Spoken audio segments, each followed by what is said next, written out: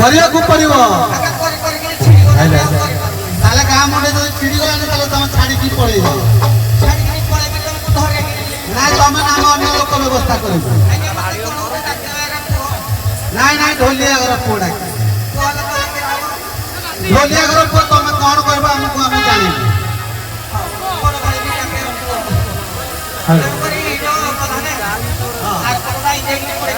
ताले ताले तुम माइक ना कोई तुम डाको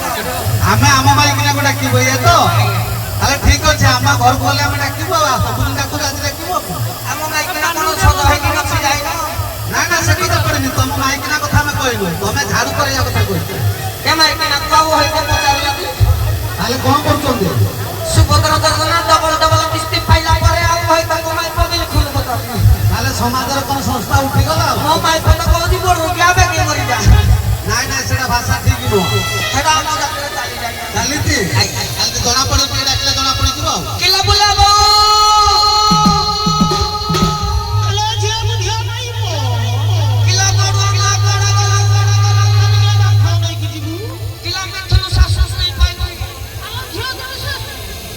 बिहारी साली कोना गलु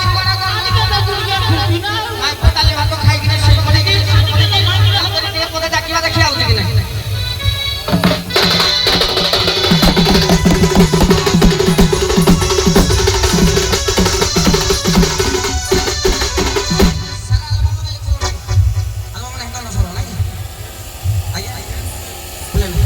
किला धना कुंतला मितरी रे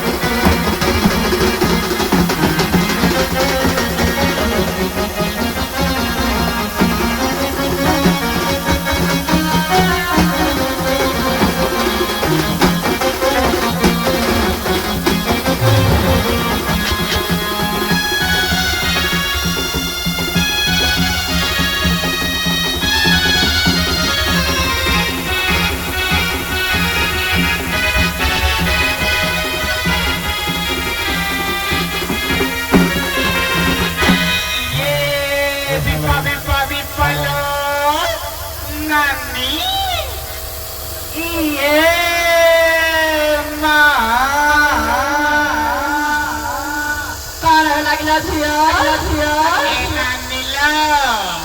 आला झिया ए गिरणगारे के साव सांत लो नन्नी